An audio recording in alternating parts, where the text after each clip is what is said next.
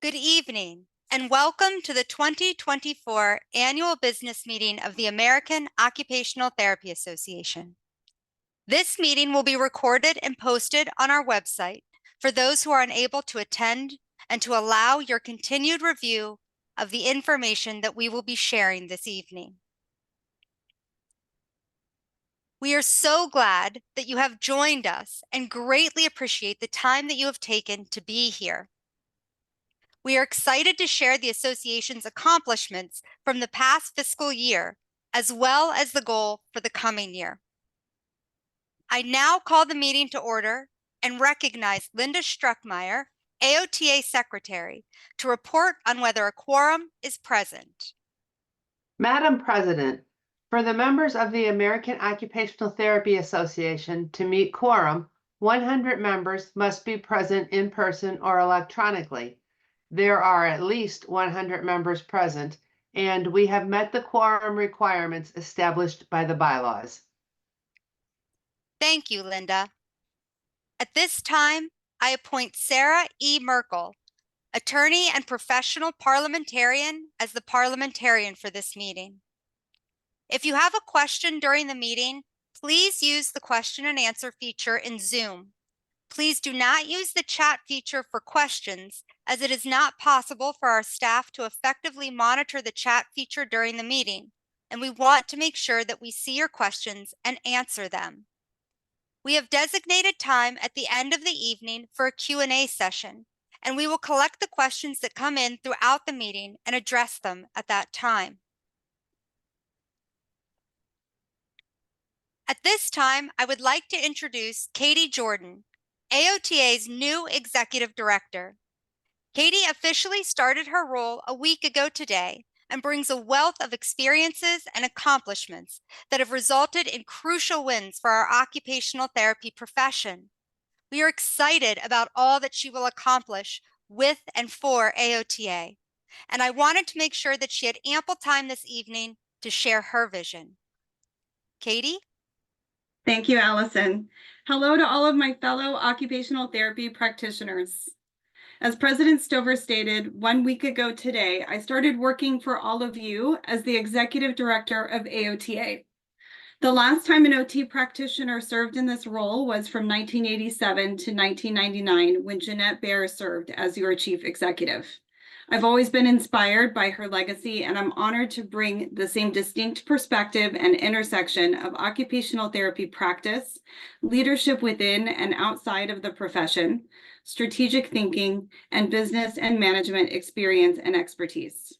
With the gracious support and assistance of our amazing volunteer leaders, including our board and our officers, and our exceptional AOTA staff, I've been getting up to speed on our top priorities, our current state and future state, and the gaps that we find in between those two. Tonight, you'll hear about major milestones that we can celebrate together and some difficult challenges that we will face together as one occupational therapy community. The mission of AOTA, which is all of us, so I'll say our mission, is to advance occupational therapy practice, education, and research through standard setting and advocacy on behalf of the AOTA members, the profession, and the public.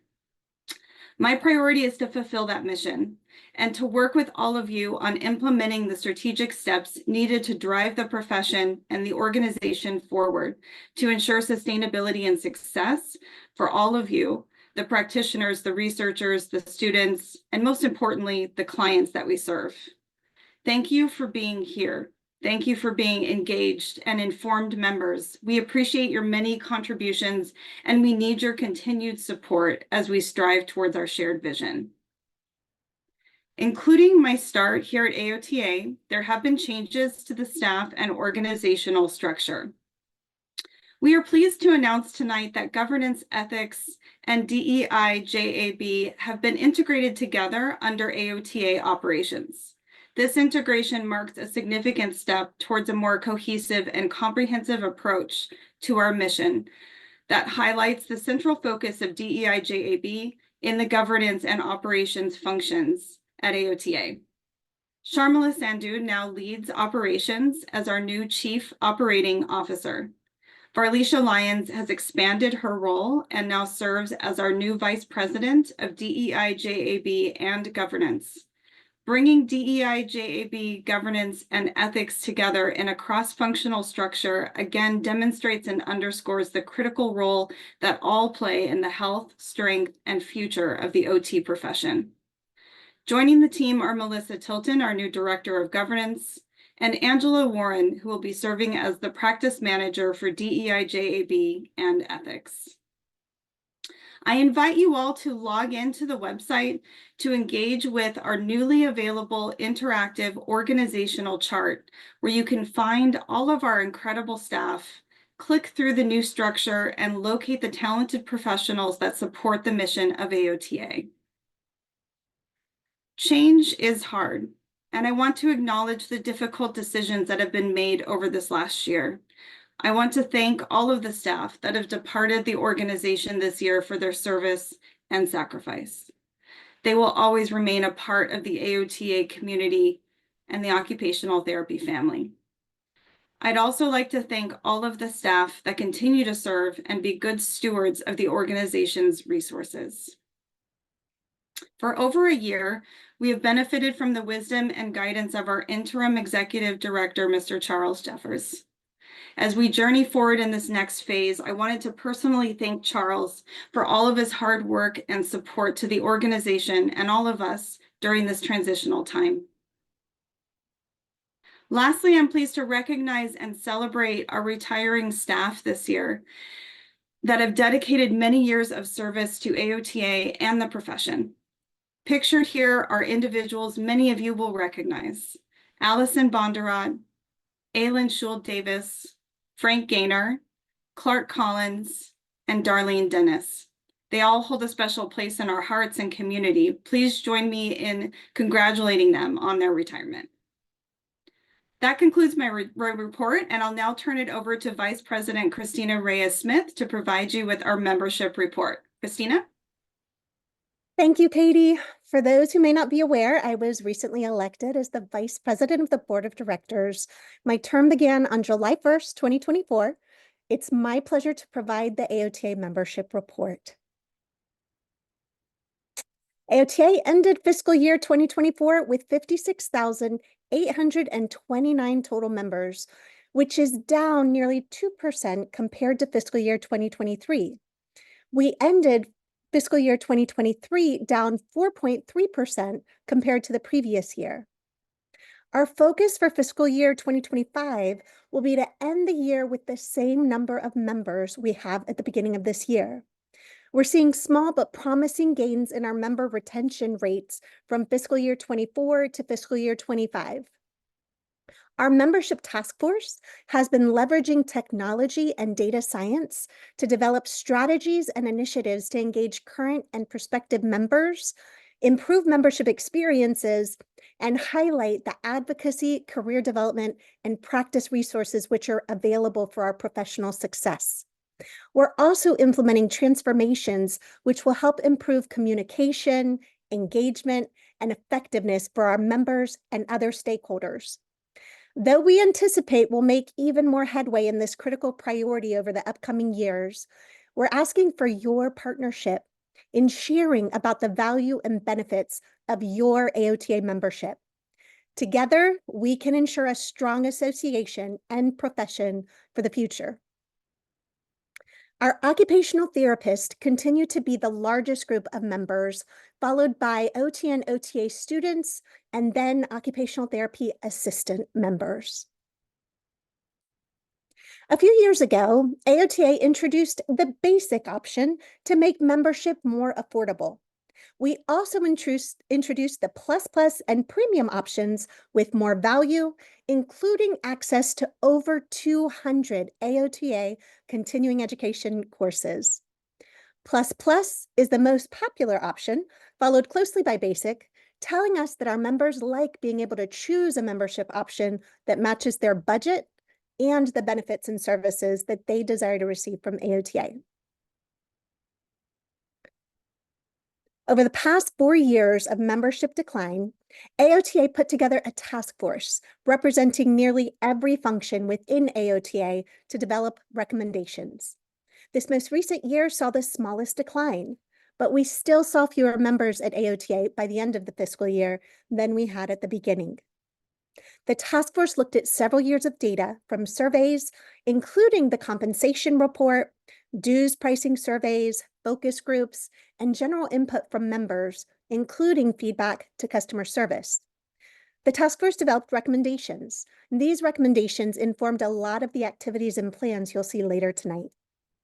We also realized that we won't get everything right from the beginning, so we'll continue to refine our approach and continue to solicit and listen to your feedback in the coming year. We, our members, are what makes AOTA great. We hope that you'll see updates and changes as a result of the task force work. Our AOTA staff are limited, and we want to make sure that we focus our work on member value. As we move into the new year, we plan to refine our efforts and create an increased emphasis on treating OTs and OTAs, including more content and resources that are practical, can be implemented in practice, and are easy to navigate for our treating OT and OTA practitioners. We're also exploring a new organizational membership for organizations that want to offer membership to all of their OTs and OTAs. Stay tuned for more details over the next 6 months. You'll also see an increased focus on clear value that you'll hear more about at the end of today's presentation. That concludes my report, and I'll now turn the meeting back to Allison. Thank you, Christina. We recognize that you may have many questions about the membership report, but we ask that you please hold your questions until the Q&A session at the end of the meeting, or be sure to put them into the question section on your screen. I will now recognize Benjamin Gross, AOTA Treasurer, to provide the Finance and Audit Committee report. Hi, everyone. It's my privilege to provide you with an overview of AOTA's fiscal year 2025 budget, which the Board of Directors approved in June, and the draft unaudited financial statements for fiscal year 2024. In fiscal year 2023, AOTA had a clean audit. When I became treasurer on June of 2023, AOTA was experiencing financial stress. Over the past year, the Finance Committee worked with the staff to reduce expenses, tighten controls, and explore new revenue streams. The committee also implemented new purchasing policies and board travel policies, as well as updated AOTA's investment policy. Before examining the budget specifics, it's crucial to underscore the pivotal role of the significant assumptions in shaping the fiscal year 2025 budget. For instance, we anticipate a flat membership in fiscal year 2025 with a 3% dues increase slated to take effect in January of 2025 for OTs and OTAs. The association is anticipating offering organizational membership in the first half of 2025. Conference income in Philadelphia this year is assumed to be higher than Orlando's, but so are the costs. Due to the uncertainty in the stock market, only interest and dividend income calculated at 3% of the investment balance were included in the budget. We have factored in a 3.5% merit increase in the budget. This adjustment aligns with current job market conditions, ensuring our competitiveness in attracting and retaining top talent. In the spring of 2024, AOTA offered its employees a voluntary separation package. A total of 17 individuals took the program. 7 of those positions will be backfilled with lower-level staff or will be outsourced. The board wanted to contribute to closing the deficit, so they will be reducing their travel in fiscal year 2025 by having only 2 in-person board meetings this year, one of which will be at conference. The budget includes our continued support for the OT Compact Commission at $150,000 a year. The capital budget also contains continuing funding for the new association management system, or otherwise known as AMS, which will be implemented early in fiscal year 2025. We have yet to start our audit for the fiscal year of 2024. The numbers provided in this draft are draft and unaudited. This chart compares the fiscal year 2024 with the approved fiscal year 2025 budget. The FY25 budget has a deficit of $374,000. This deficit means our expenses are $374,000 more than our revenue before capital expenditures. This deficit is $1.6 million less than the net loss before market changes for the fiscal year of 2024. Membership will remain flat in the fiscal year 2025 after the drop in membership stabilizes in the second half of FY24. Conferences income is expected to be higher due to being in Philadelphia. Accreditation income will increase due to their annual increase in fees. Other revenues includes a full year of income from subletting the whole space at our old office location of 6116 Executive Boulevard. On the screen is the detailed expense budget. Salaries and benefits are down by 13% due to staff reductions. Professional fees are up due to increased costs in Philadelphia for Inspire and outsourcing some staff positions. IT costs increase as we implement a new AMS and move into the cloud. The increase in promotion relates to our increasing digital marketing efforts. Meeting and travel are also decreasing because the board has 2 in-person board meetings and the staff are able to take the train or drive to Philadelphia conference. That concludes my report. I'll now turn the meeting back over to Allison. Thank you, Benji. Once again, we look forward to answering your questions regarding the finance report during the Q&A session at the end of the meeting. We will now welcome Abby Swidergal, Representative Assembly Vice Chair, who will present the RA report in the absence of Mike Urban, RA Chair. Thank you, Allison. Good evening, everyone. It's my pleasure to present the RA updates. I will share the motions and member requests brought before the Assembly in fiscal year 2024 and the results of those motions and requests. In the fall of 2023, there were 5 requests for action, 3 were approved and 2 failed. And during the spring 2024 meeting, there was 1 request for action that failed and 11 motions made it to the full RA. Out of the 11, 8 were adopted and 3 failed. I will now turn it over to President Allison Stover to present highlights and accomplishments for fiscal year 2024 with you. Thank you, Abby. Good evening again, everyone. I'm thrilled to highlight all that we have accomplished together in fiscal year 2024. AOTA's practice team includes evidence-based practice, knowledge translation, quality, and engagement and capacity building. Fiscal year 2024 included creating and updating many practice-focused resources. AOTA published practice guidelines for stroke, traumatic brain injury, Alzheimer's disease and related neurocognitive disorders, and autistic people in fiscal year 2024. 24 podcasts were released by AOTA in the last fiscal year as well. The team continues to support member engagement at the national level, including in quality committees and value-based care discussions. Development of resources available to practitioners continues to expand, including a new resource called Ask for OT. This can help clients ask for referrals to occupational therapy. Web pages for practitioners on the topics of social drivers of health, stroke, and women's health were also shared this fiscal year. The AOTA practice team also continues to work to engage the profession to prepare for the future and to work with partners to share the value of occupational therapy. AOTA communities of practice now total 29 active communities with ongoing interest and development, and over 2,000 members participated in these social learning communities. Continued support was also provided for the partnership with AAA and AARP in the CarFit initiative, including interactive events at AOTA Inspire. AOTA staff and volunteers have been involved in national healthcare interoperability and data sharing discussions. This ensures the profession is preparing for the future. As the healthcare landscape changes, AOTA continues to provide support to the members to engage in innovative healthcare models, as well as events to support capacity and engagement.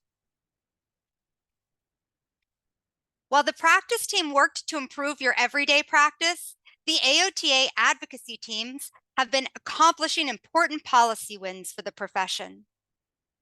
AOTA's congressional affairs and regulatory affairs groups are consistently advocating for federal legislation and regulations that both promote and protect occupational therapy services across the numerous settings where you work.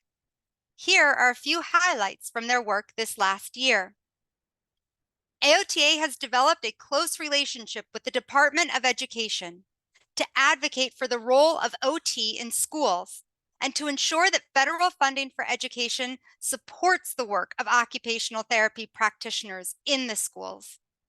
This last year, the Deputy Assistant Secretary of Education spoke at the AOTA Ed Summit and toured an occupational therapy program. As the Department of Education is looking at how to expand Medicaid funding for school-based services and expand school workforce, we have become a trusted, valued partner, and our guidance is regularly sought. In mental health, we continue to make progress in the promotion of occupational therapy's role. Congress created a new Medicare mental health benefit called Intensive Outpatient Services. These services explicitly include occupational therapy and will be provided in multiple settings, from hospital outpatient departments to federally qualified health centers. Looking in the pediatric world, much of our work with the Department of Education has been centered around the role of occupational therapy in supporting the mental wellness of our students. And finally, the Occupational Therapy Mental Health Parity Act was included in major legislation that passed in the Senate. We hope to see it signed into law by the end of this year.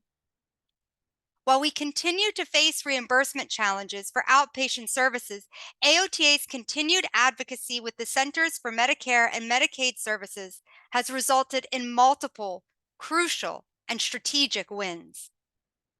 3 new caregiver training service codes have been adopted by Medicare to ensure carry-through of the plan of care and support for families and caregivers. These codes will help decrease caregiver burden in the healthcare system, and they represent a significant victory for the profession and payment policy. As Congress is set to pass a 2-year extension of our ability to provide Medicare telehealth services, we continue to work towards making this a permanent policy.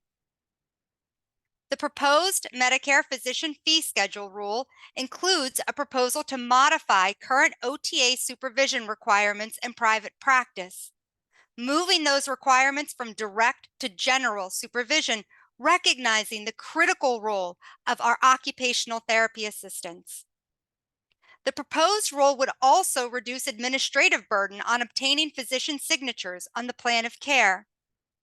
Finally, this proposed rule would increase payment for 16 therapy codes. All of those provisions represent multiple years of advocacy work, multiple years of sweat and tears, multiple years resulting in wins for each one of us.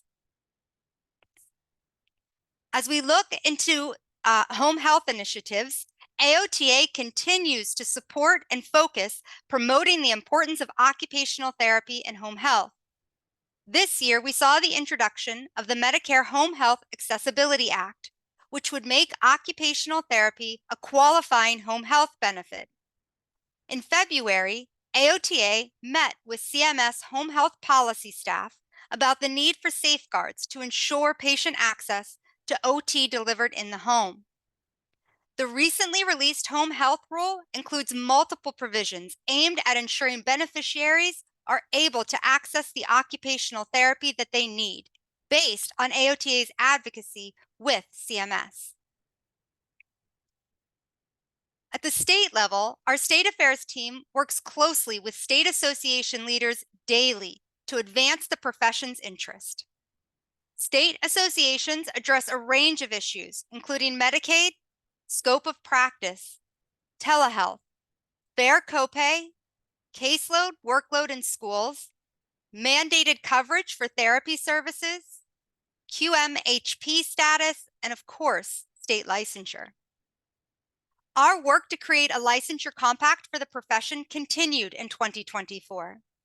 As a reminder, the OT compact will provide licensed occupational therapists and occupational therapy assistants with the opportunity to practice in the states that join the compact without having to secure a new license in each state. This year, an additional 3 states, Minnesota, Rhode Island, and Vermont, enacted OT compact legislation, bringing the total to 31. With direct financial support from AOTA and NBCOT, the OT Compact Commission is working to create the national data system needed to operationalize the OT Compact. It should also be noted that the OT Compact Commission is working with the Compact Commissions for the counseling as well as audiology, speech-language pathology compacts to develop an open source data system for professions seeking to implement licensure compacts in the future. The OT Compact Commission anticipates that it will begin issuing compact privileges to practice as early as 2025. The State Affiliate Collaborative Pilot Project was launched in May 2024. With support from AOTA, the pilot entered into an agreement to secure an association management company to provide administrative and management services for Missouri, Nevada, Ohio, and Tennessee. These 4 states are now supported by professional staff, allowing the state association leaders to focus on what they know how to do best, growing the state associations, creating professional development opportunities, and launching the necessary, the critical, the crucial advocacy initiatives that advance occupational therapy in these states and beyond. In addition, an AOTA board and ASAP task force revised the State Association Affiliation Agreement. State associations provided feedback regarding the revised agreement, and we plan to have the new agreement approved in the coming months. Next. I am now thrilled to share some exciting updates and achievements from our diversity, equity, inclusion, justice, accessibility, and belonging department. New additions to our Practice Essentials and DEI JAB Toolkit focus on expanding disability topics and content around belonging. DEI JAB topics have been successfully integrated into our annual Momentum Summit in collaboration with our practice team, bringing essential DEI JAB discussions to the forefront. The department has also been active on the national stage, presenting at notable events such as the Coalition of Occupational Therapy Advocates for Diversity, COTAD, the Alaska Public Health Association Summit, and the 2024 CMS Health Equity Conference.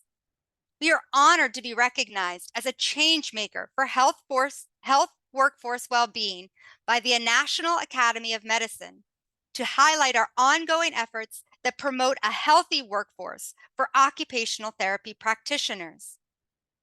We successfully completed the inaugural cohort of the Diverse Leaders Program.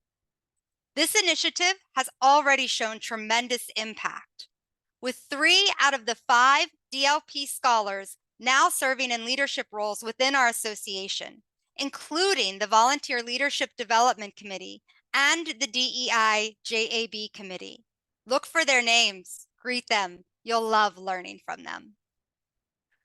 In our ongoing commitment to recognizing and fostering excellence in DEI JAB, we established the inaugural Dr. Leila A. Lorenz Award of Excellence for Diversity, Equity, and Inclusion.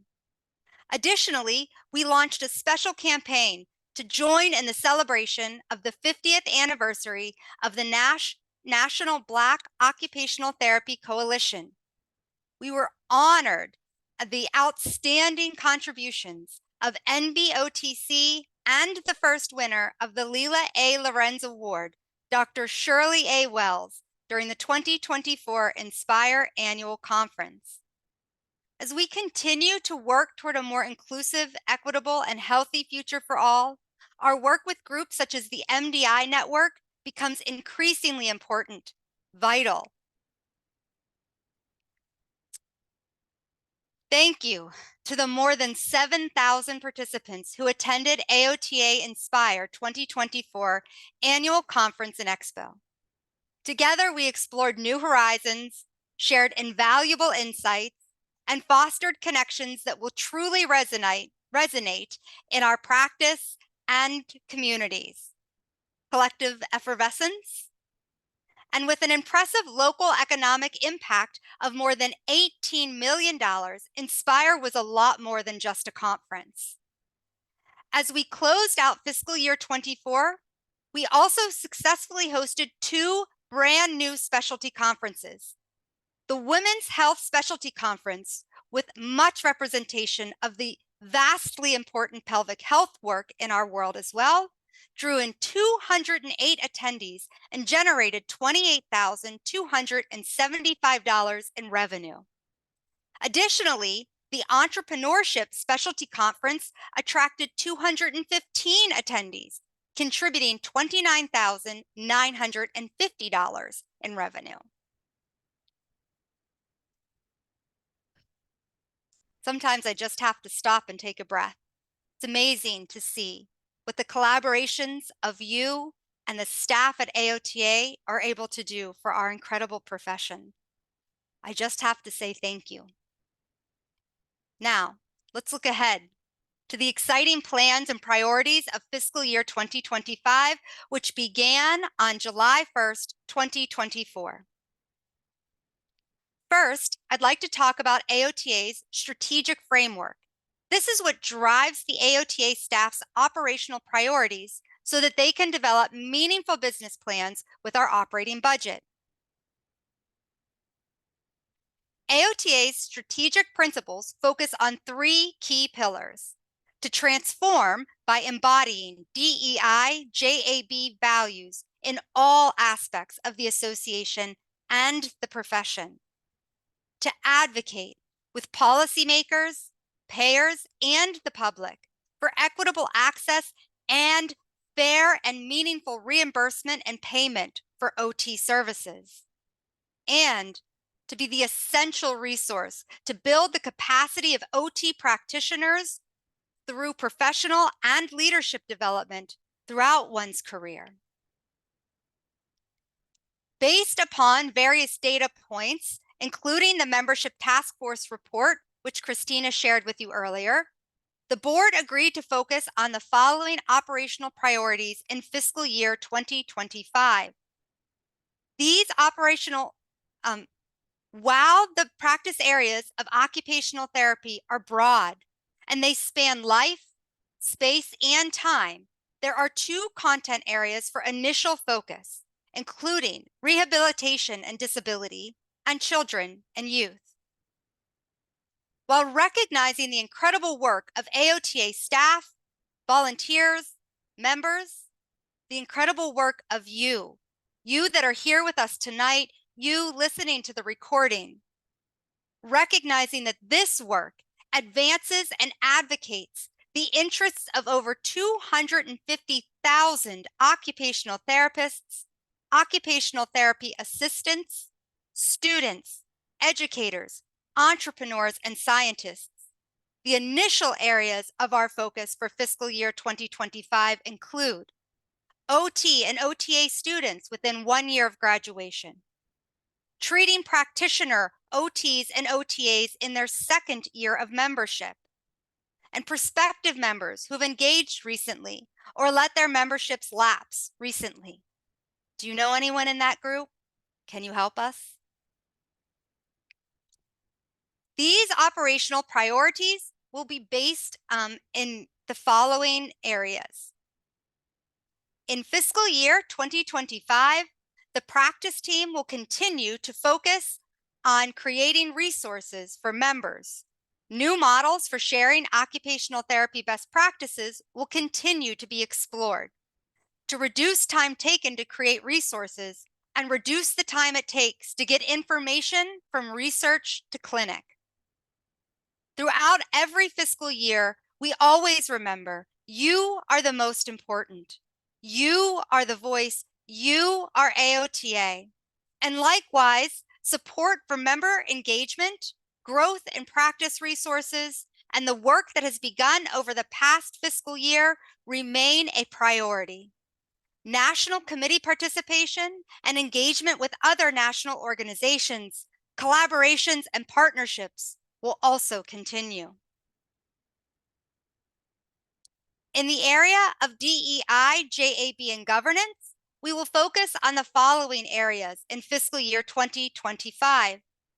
Enhancing member engagement with face-to-face meetings, streamlining RA activities to one RA meeting virtually and updating the RA procedures, supporting AOTA strategic planning process and updating the AOTA vision, incorporating DEI, JAB throughout all governing bodies, enhancing accessibility and further incorporating belonging, and increasing transparency and communication of policies, procedures, and updates from the governing bodies. In the coming year, the AOTA Federal Affairs team will build upon the regulatory and congressional achievements of the past year to further support and advance the profession.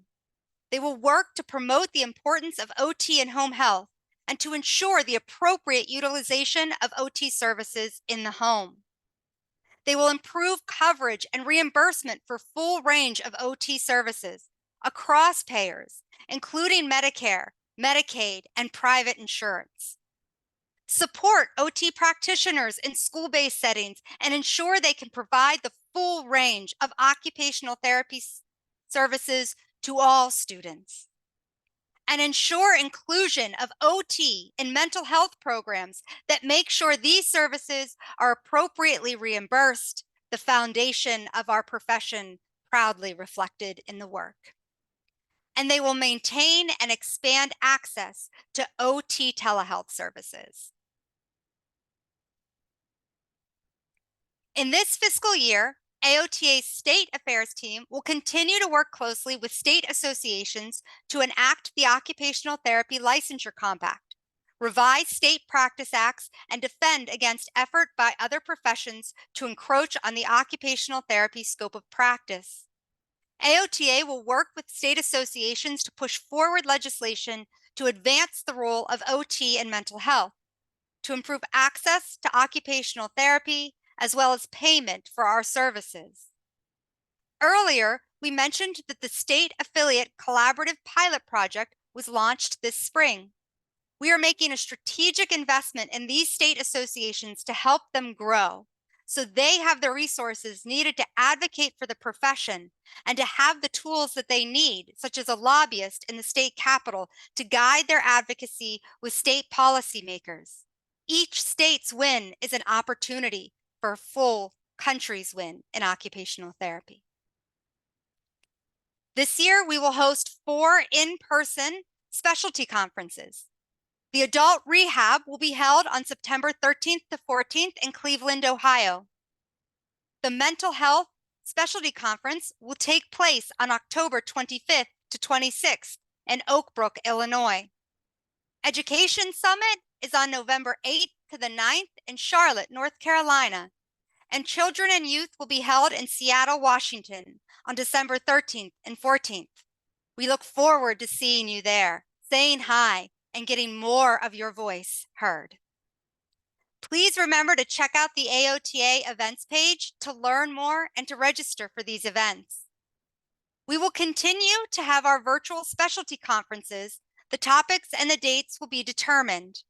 And our Inspire 2025 annual conference and expo will be in Philadelphia in April 2025. Look out for further details later this fall. Pennsylvania is ready for you. Overall, the Continuing Education Department will take a more active role in procuring, securing, and managing CE content from external strategic partnerships while maintaining AOTA's current catalog.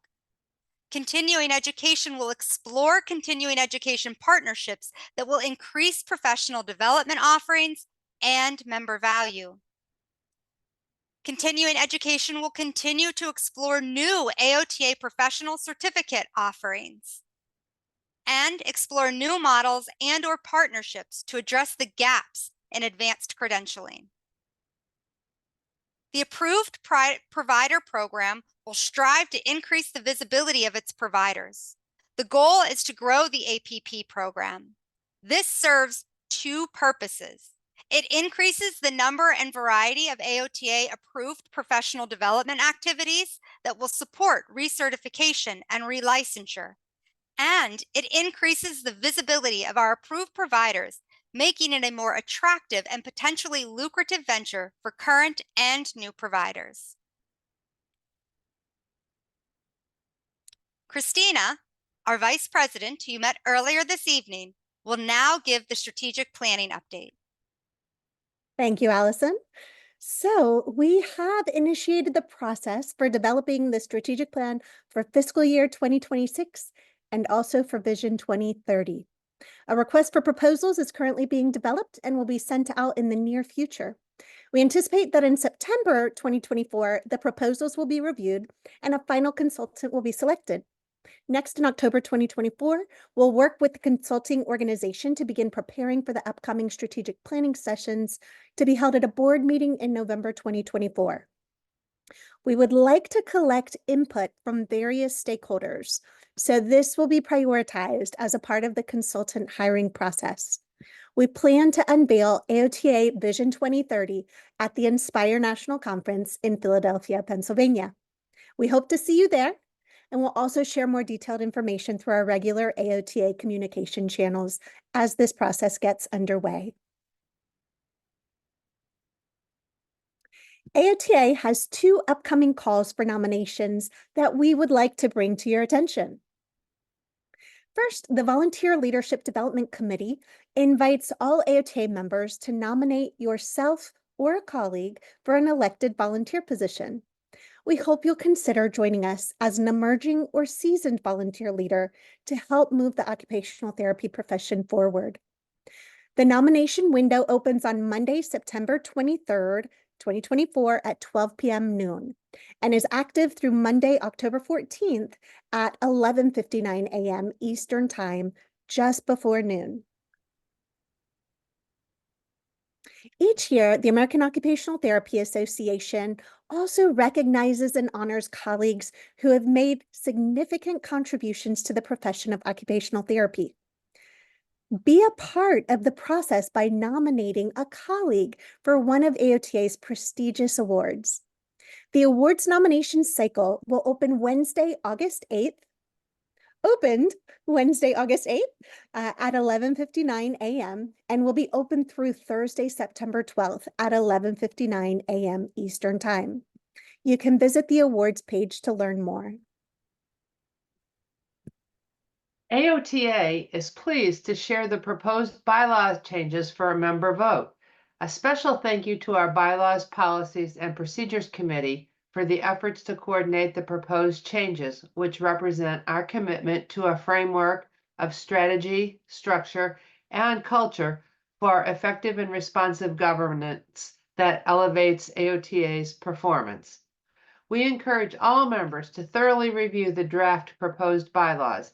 A summary of the bylaws amendments is also available on the AOTA website for your convenience. The proposed changes have been shared online as well as during two member listening sessions that we held in 2023 and in person during Inspire 2024. These important sessions provided an overview of the proposed bylaws revisions that have been approved by the Board of Directors. We encourage all members to thoroughly review these resources prior to voting. As specified in Article 4, Section 2C of AOTA's bylaws, individuals who have continued active membership 30 days prior to the annual meeting, which in this case was July 14th of 2024, are eligible to vote. Voting will be conducted by electronic ballot, and the ballots will open at the adjournment of tonight's meeting and close in 3 weeks on September 4th at 8 p.m. Eastern Time. So thank you, and I will now return the meeting back to Allison. Thank you, Linda, and thank you to the Bylaws, Policies, and Procedures Committee for their hard work on these proposed amendments. AOTA received a few questions about the bylaws amendments in advance of this meeting that we will share and address now. Question: why does the rationale for removing all content from Article 12, Administrative Procedures for all elected and/or appointed positions, include that the content is duplicated because it is already represented in the administrative SOP? The question asks, if something is in current bylaws, doesn't that make it required? And by remaining in the bylaws, be binding and only able to be changed by member vote, whereas the SOPs do not require member vote for change. First, I'd like to thank those of you who did submit questions in advance of the meeting, particularly related to the bylaws. We are grateful for the extensive input provided by each of you, our members, at last year's listening sessions, during the in-person meeting at Inspire, and for these continued questions. Your engagement, it's vital, and without it, we cannot do the work we need to do. Your insights are invaluable, and they have shaped these proposed revisions that were outlined in the summary of bylaws amendments. Now, back to the question. To address the question regarding administrative procedures, please note that it is not required to be in the bylaws and administrative procedures that are covered within the policy and procedures. The policies and procedures are approved through the RA, which is made up by the members, not just a no membership vote on that. So it is seen to be duplicative, but also have the opportunity that members are weighing in and determining through the RA. Next, we have a question that during the Orlando info session, there was new content about the Finance and Audit Committee that was important to include. In the bylaws, there was clarity at the level of bylaws because of the higher level document than the SOP is. So this is really asking, why are standards for censure and removal of an elected or appointed official less important to include in the bylaws than standards for the composition of a committee? Again, referring back to the Finance and Audit Committee alone. And really what we've discovered in the deep review of the bylaws is that Article 5, Section 9 speaks to standing advisory committees to the board, which the Finance and Audit Committee is. There's not a need to repeat this information in another section. So it is already represented. Thank you again for those questions, your engagement, and your willingness to make sure that AOTA hears you and that we are doing and serving our profession the best way we can. There being no further business to come before the Assembly and having answered the questions that were brought to us in advance regarding the bylaws, this meeting is now adjourned. We will now hold a question and answer session until 9:30 Eastern Time for anyone who would like to stay. There's no obligation to stay if you have other commitments this evening, but of course, all are welcome. Voting on the proposed bylaws amendments is now open. Thank you. Thank you. You are AOTA. We are AOTA. And together, occupational therapy is better. Thank you, President Stover. We are now happy to answer your questions and respond to comments that you may have about the annual business meeting presentation tonight, any of the content that you've heard us review. If we don't have time to answer all of your questions, we will post responses as soon as possible, aiming for the end of August. We will begin with questions that were submitted in advance. I'll summarize the questions as best I can to be efficient, and then the answer that was provided by one of our volunteer leaders or AOTA staff. So the first question is regarding promotion of open meetings for members regarding policy A6 on open meetings, which exists to promote transparency in the work of our elected AOTA Board of Directors. According to the website, the AOTA board meets virtually to conduct business for the association, as well as in person, and full-day meetings held in November. To promote membership engagement, how can AOTA members access agendas and links on how to participate in these virtual and in-person meetings if desired? The response that I'm going to share was put together by Varlisha and Melissa. This evening, we established that we are in a period of transition. AOTA is looking to reestablish procedures to post agenda and minutes timely so that you can all access that. To view the board-related documents and attend AOTA Board of Directors meetings, membership is required and validation is necessary. We commit to working with our legal counsel and our parliamentarian to ensure that proper measures are taken to ensure your access. The next question is also about the open policy meeting, which is A6, but regarding executive session. The current description of open meeting policy for executive sessions is overly broad and may give the appearance that the board is hiding information from its members if used too frequently, according to the exact description in the policy. Can the open meeting policy be reviewed and contrasted with other membership organizations, including examining when executive session should be used to balance the board fiduciary responsibility with members' rights to be informed? Thank you for this question. The Board of Directors is reviewing policy A6 currently to ensure the provisions outlined for use of executive session are in alignment with governance best practice, as well as benchmarked against other professional organizations for their intended purpose.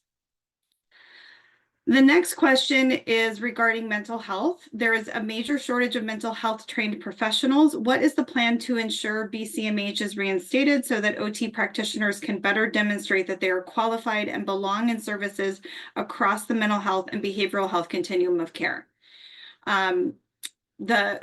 The response that was drafted by Neil, I'll share with all of you. In fiscal year 2025, AOTA will continue to focus on its longstanding priority to increase access to occupational therapy services for people with serious mental illness, substance use disorder, and other behavioral health needs.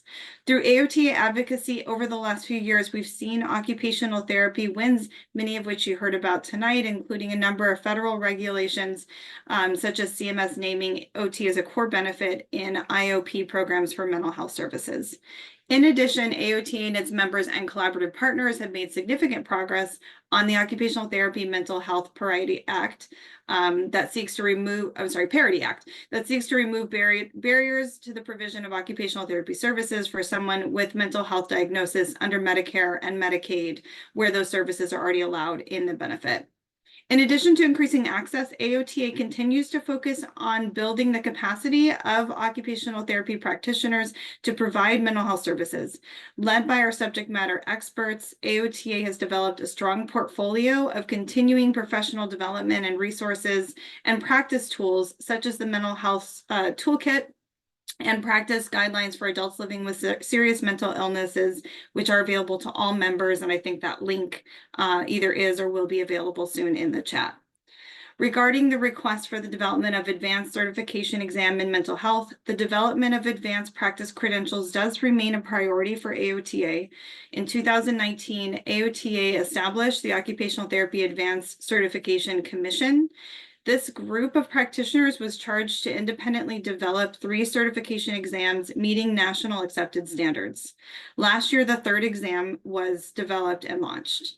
These exams were developed in 3 practice areas where most OT practitioners were employed.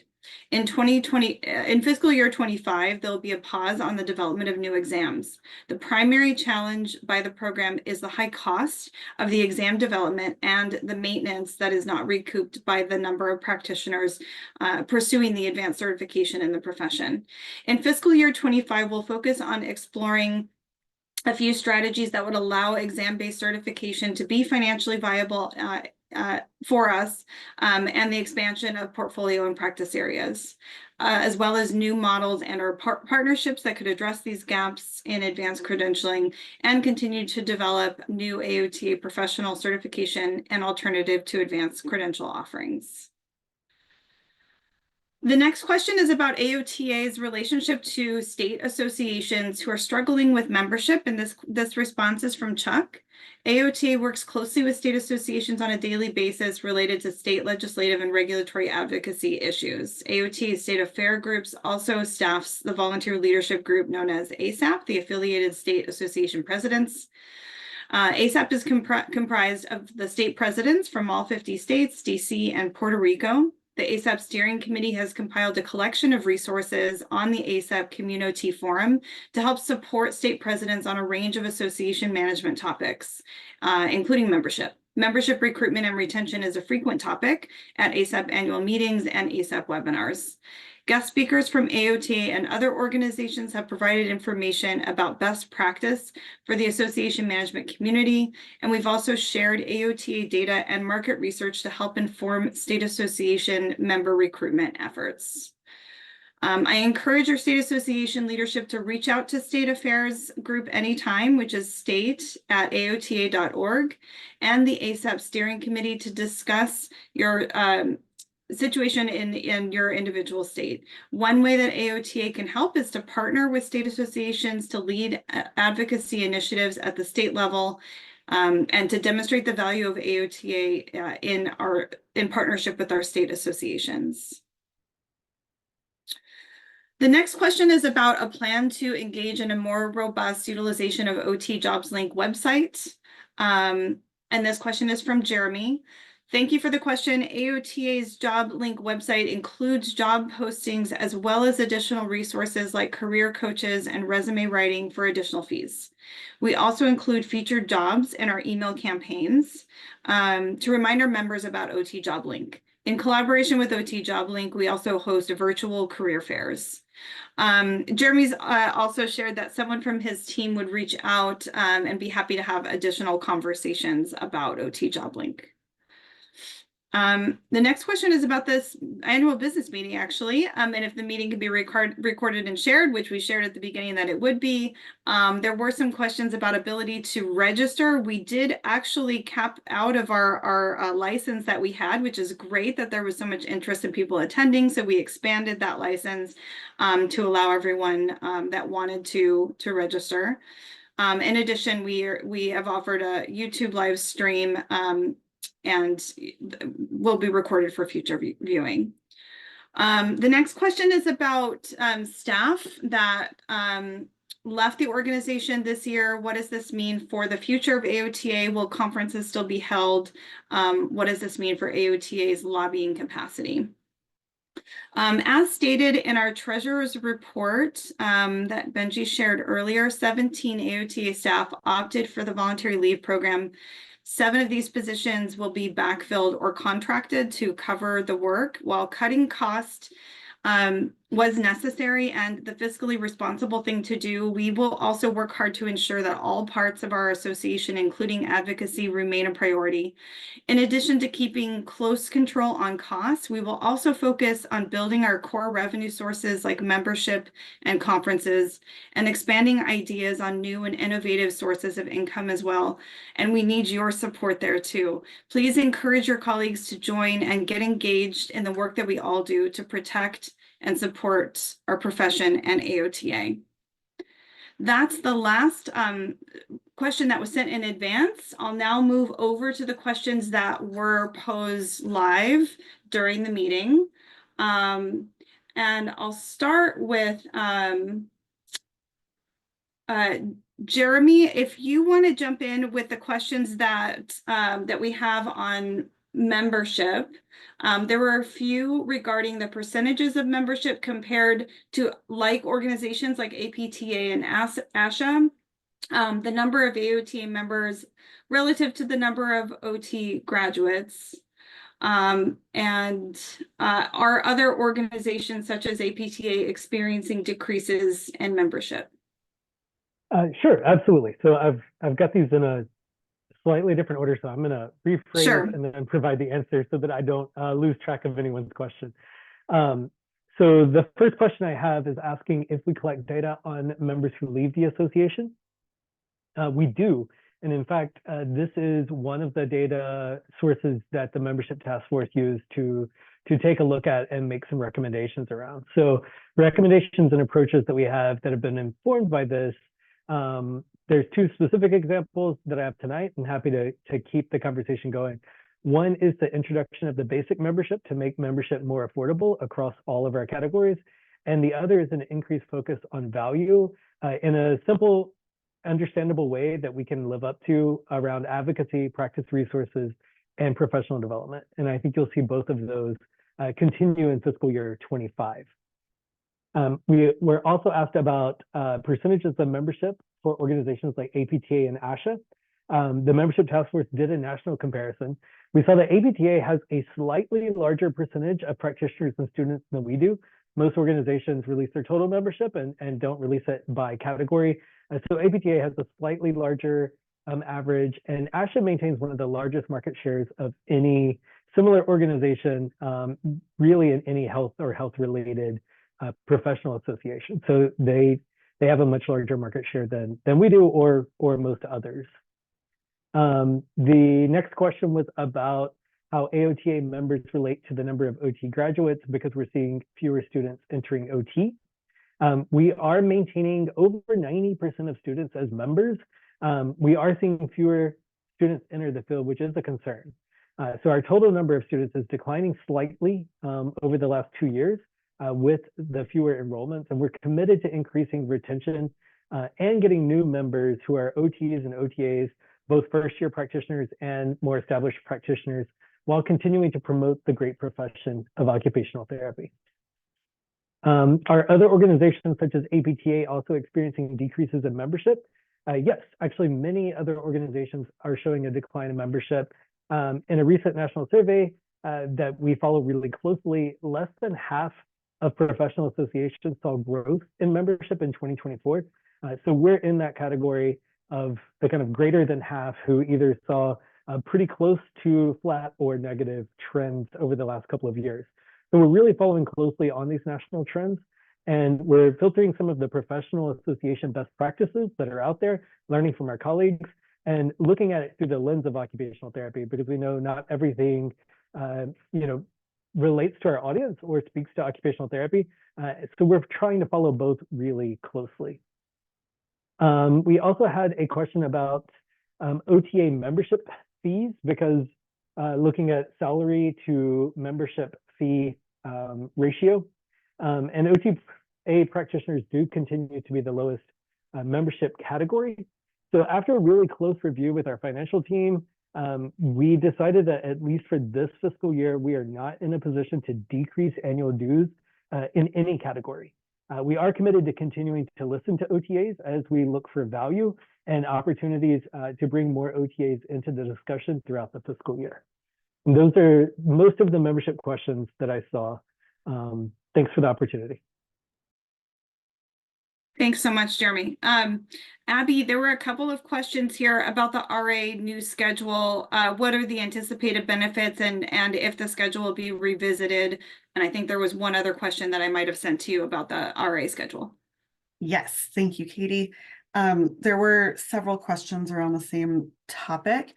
Through our reinvention work, we are trying to become a more efficient and more effective body of AOTA as a policy and procedure committee, which is what our intent is as the representative assembly. Right now, we are trying to be timely, and it is moving slowly. So by having one meeting, we are intending on being able to utilize our electronic voting more effectively and more often, but also to give more opportunity to members for feedback and having longer timeframes for that as we're making our decisions on requests for action. And Katie, I believe I saw one more. Sorry, I'm flipping between the chat and the Q&A about requests for action coming from membership to both the board and the RA. And that actually was implemented a couple of years ago. There's just one landing spot now for the request for action, and they get put to the right organization. We were finding that the agenda committee was getting requests for action that just weren't appropriate for the RA, so they had to be sent over anyhow.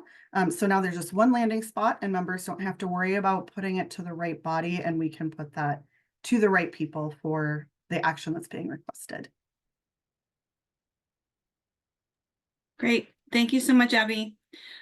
Chuck, there's a question about the ASAP pilot program. If you want to speak a little bit to that, I'm trying to find the exact question. Okay, can you provide more context about the state affiliate collaborative pilot cost and benefits to AOTA?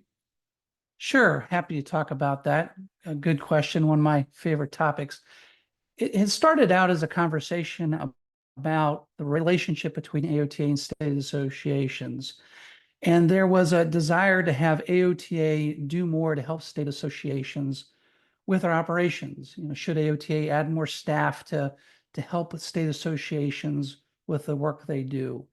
What we found was that the evidence didn't support that other associations have created a chapter relations office, have put efforts into that, and it really hadn't paid back. What we found with some help from a consultant was one of the root problems affecting state associations in general. Many are volunteer-led and run, and that those volunteers are running out of steam. They're processing invoices, posting stuff on the website, doing the work of association staff and burning out. And these state associations aren't efficient and aren't running well. And the recommendation to us was to find a way to help state associations have staff support so that leaders can focus on advocacy, professional development, and advancing the profession. So what we did with this model, and this hasn't been done elsewhere, is join together 4 state associations to hire one company to manage 4 state associations, to recognize economies of scale, to get them on the same database, to get them on the same accounting package, same web platform, all of that. So we're able to negotiate with an association management company, in, you know, of course, in concert with our state association colleagues, and got a good deal. AOTA is providing grants to 4 state associations for a time-limited period, 3 years, to grow those state associations so that they have the funds necessary to operate on their own. This will allow them to hire lobbyists, do more advocacy work. This is something we're trying out, and the initial results are good so far. The other question was about the cost.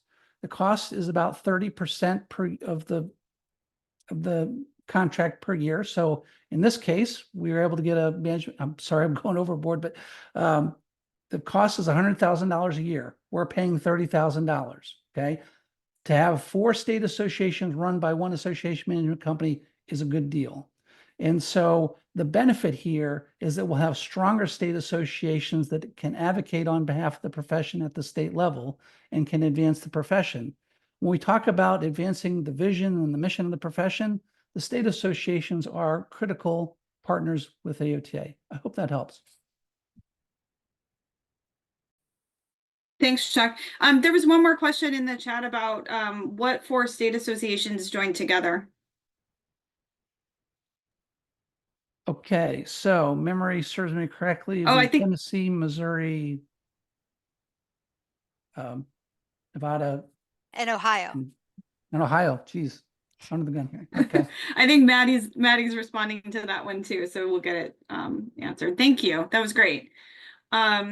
Neil, can I come to you about this question on CEUs? There's a question about how topics receive visibility, become prioritized, and how do people find resources to support capstone students? How does input from members or others make it to the correct location? Yeah, there's like 3 questions in one there. I think Lisa. There's more. There's more. I'm going to add on more. Okay, but so I'll I think start with that one. Lisa triple did. Related to the fieldwork in Capstone, there is a group of volunteer leaders working on revising the fieldwork resources and Capstone resources on the website as we speak. They've been working on this summer. I'm not sure exactly when they'll be completed doing that. How things get prioritized as into those resources and priorities on the content, that's always a struggle. I mean, one of the biggest issues we have with our website is people being able to find information on there because we have so much information. So which ones get highlighted on the front page is really a group of communications people that sit down and talk about which ones do we need to do, and they constantly are cycling it. But yes, we know it's a problem and it's always a challenge. But the challenge is that we have so much content. How do we get it up there? We're actually looking at some alternative strategies, which I really can't share right now, but we are working on that. Other questions? Thanks, Neil. I think the other one was actually answered, so I think we're good. Thank you. Leslie, I'm going to come to you about this question on AOTA collaborating with state associations on dates regarding specialty conferences and any conflicts that may come up with state association conferences. Sure. So we typically do consult as we're going and looking at locations for the specialty conferences. We do look on the state association website to see if the date for their conference is posted. So if your date for the conference is not posted, that poses a challenge for us, but we do try to check into that information prior to booking. The other factor that really comes into play here is that when we're bidding at different hotels, it's also based on their availability.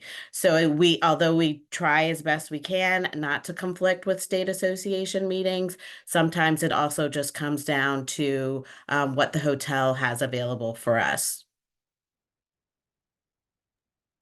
Great. Thanks, Leslie. Tracy and Benji, there's a few questions regarding the budget. So I'll start, Tracy, with there was a question about what goes into the category of other revenue, if you want to share that. And then there's also a question about what was the expense for salaries in the FY25 budget. Okay, other revenue, that includes direct mail income. That's when we sell our list to other companies. We have royalty income in there. We have contributions to the fund, and we have hotel rebates we get from Inspire when we book so many rooms in a hotel. Give me 1 second, and let me confirm the amount of the salaries for the Inspire. I mean, salaries for next year. It is Thanks, down from Tracy. 50.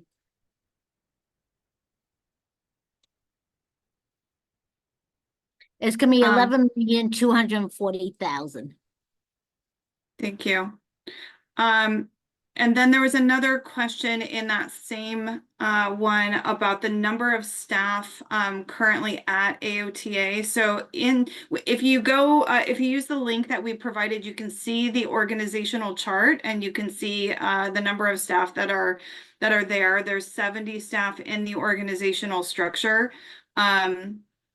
And you can click through and see where people are organized, and you can also change the view to title view as a directory.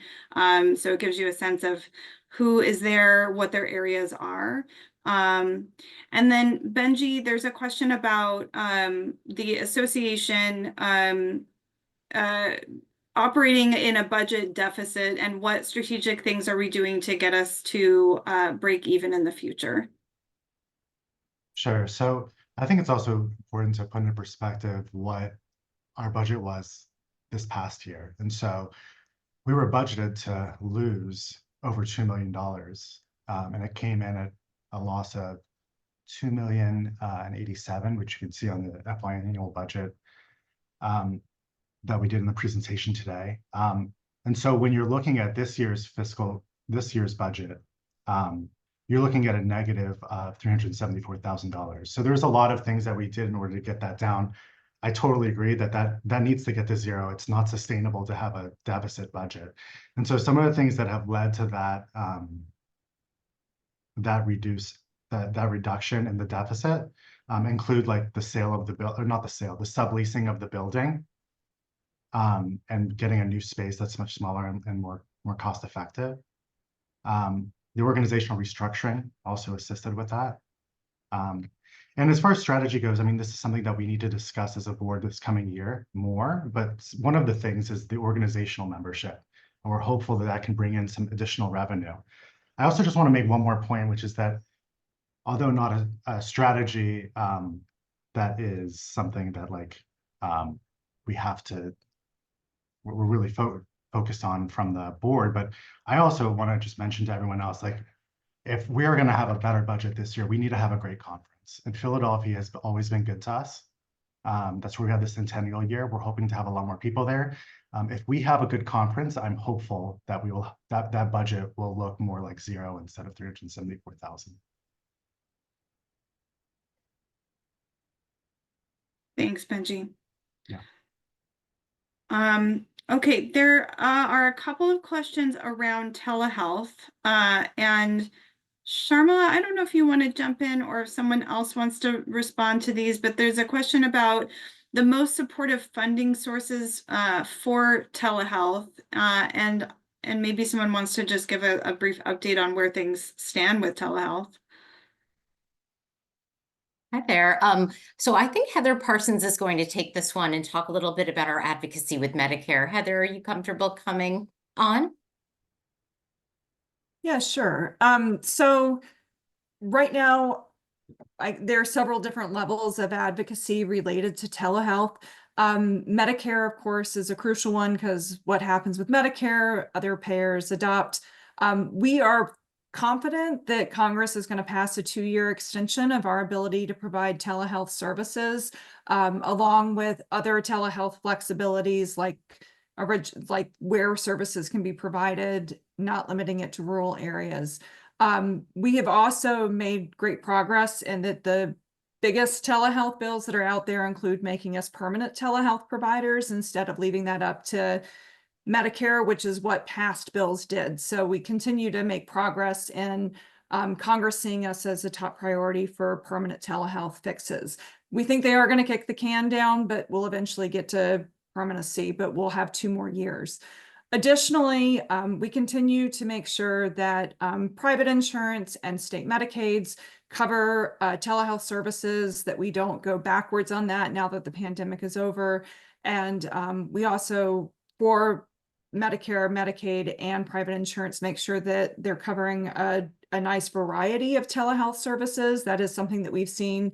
In some places, they start to shrink and try to narrow what we can provide. So we're trying to make sure that they include like the full range of our services, including those caregiver codes that we just got added, because those would be very appropriate for telehealth. Thanks, Heather. Allison, let's see, there's a question about Article 5, Section 6, to change notice requirement for special meetings of the board from 1 week to 48 hours. Can you share the purpose of this change? Would this make meetings less accessible to board members given less planning time and rescheduling opportunities?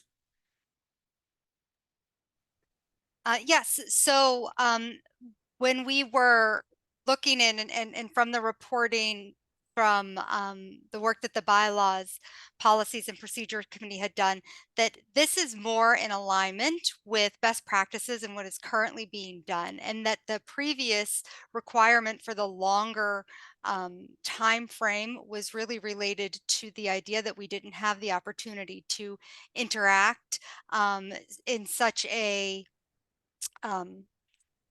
the virtual capacity, right? So the ability to get together and meet virtually, to see each other face to face, in a face kind of experience virtually, and the options to communicate have been expedited. And with that, the policies have been updated in many of the other organizations. And this is reflective of that.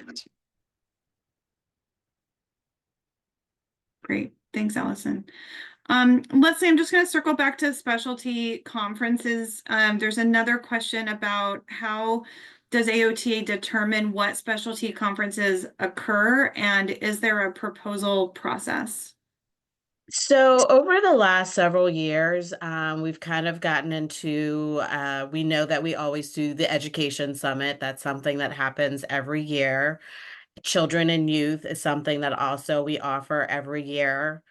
Every other year, we offer the mental health specialty conference.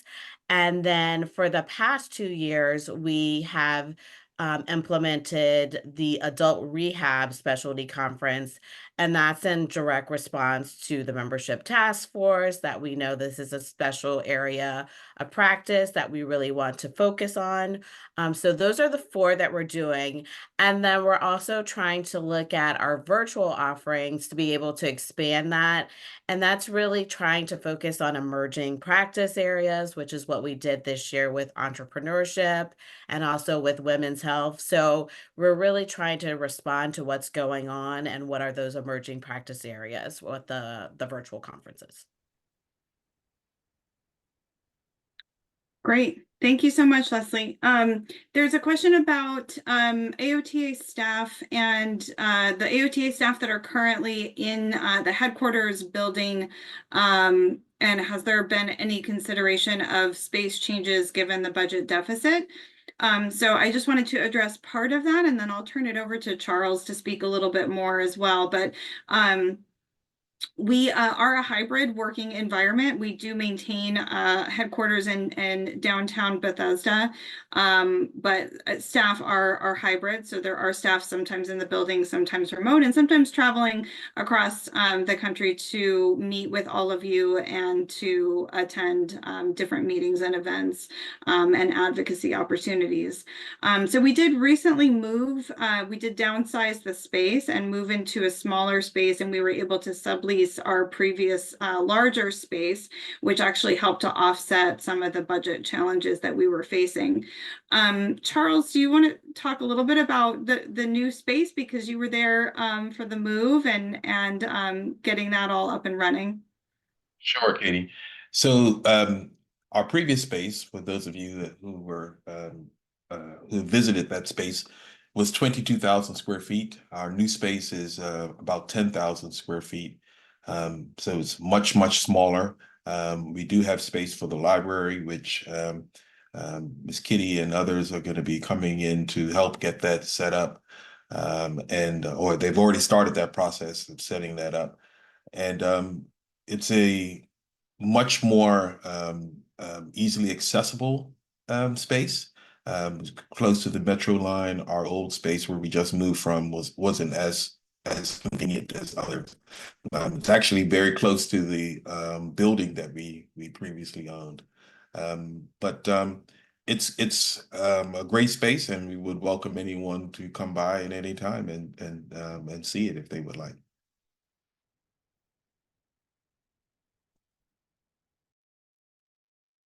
Thanks, Charles. Heather, I'm just going to circle back again to telehealth. There's a clarifying question here about, are OTs currently able to provide telehealth, or is this something we are waiting for Congress to pass for the 2-year expansion? Maybe you can talk a little bit about where we are with the waiver versus the legislation. Sure. So under permanent law, we cannot provide telehealth services under Medicare, but currently Congress has passed a waiver to allow us to provide those services. So we're operating under that waiver, and so we can provide those telehealth services.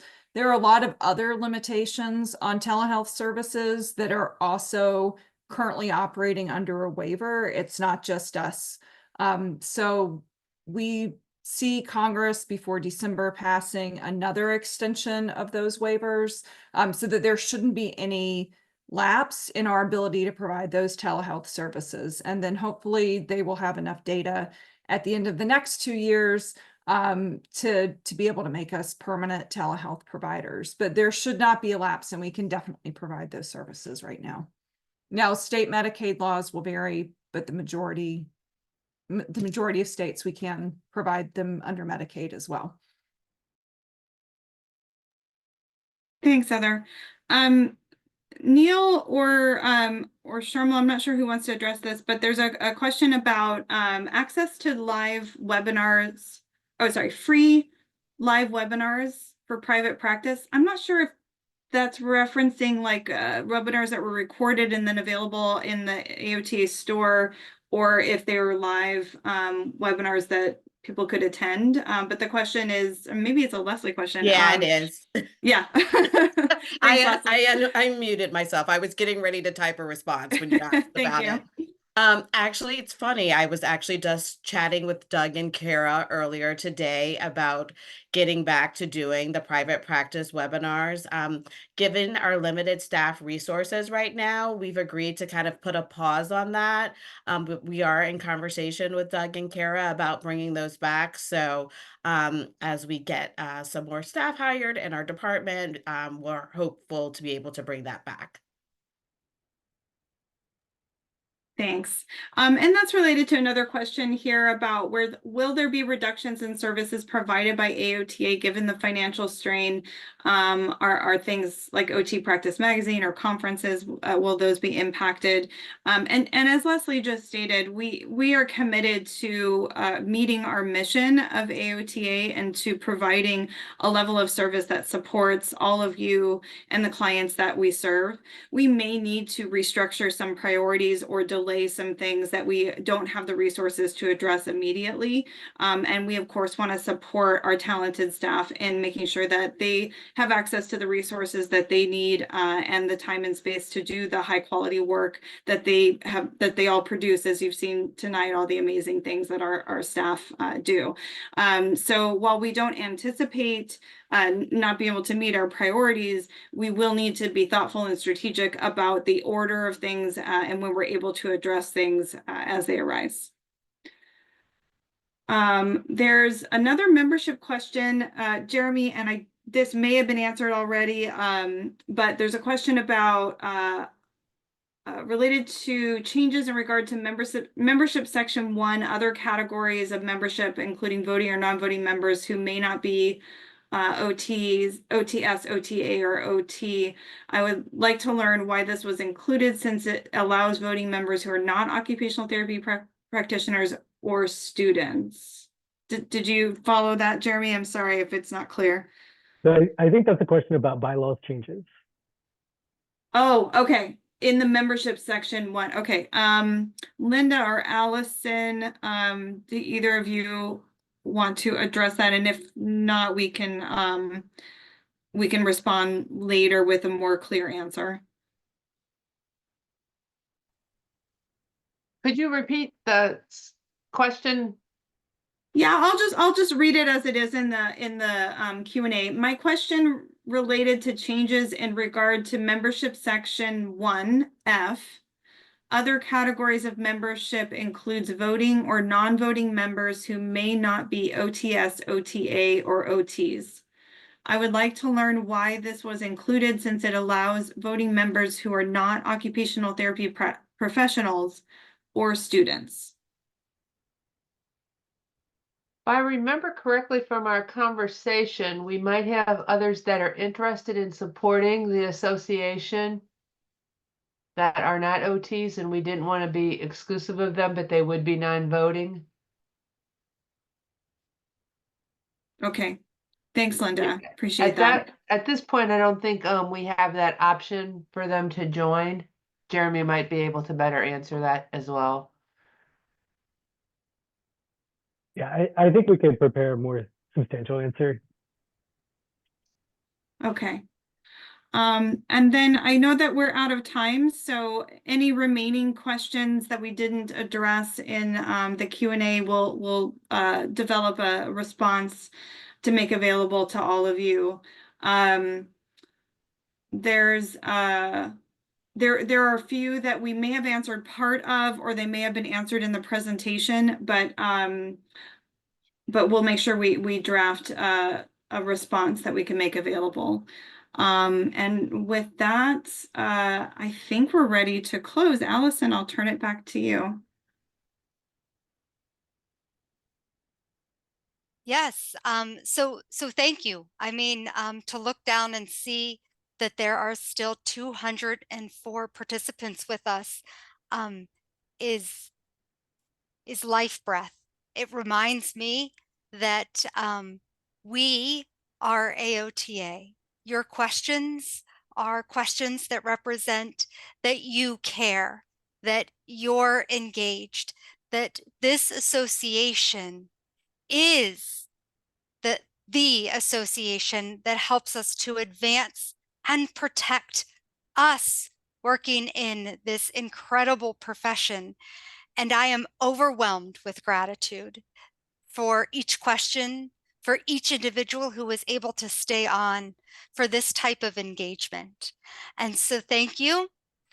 As Katie mentioned, we will be getting back to the questions that were unanswered, but please know that our emails of the board, of staff, of other volunteer leaders are available on the website, because we want to hear your questions, not just today, not just at specific times, but always.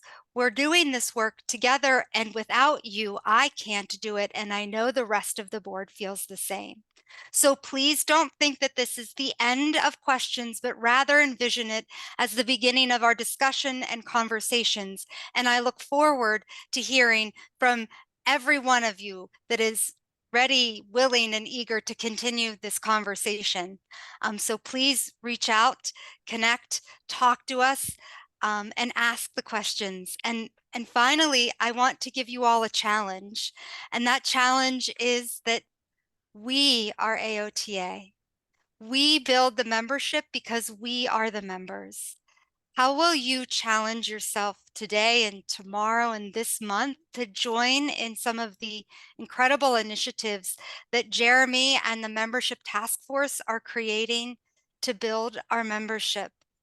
How will we each take that opportunity to participate in growing this association so that the incredible work that is done by so few can be exponentially larger and done by so many more? Our dollars represent the opportunity to bring these individuals to lend their incredible skills so that OT is all that it can be. So I challenge you, and share with me. I want to know how you're doing it, because then I want to try these things too. We are AOTA. OT is better because of each one of you.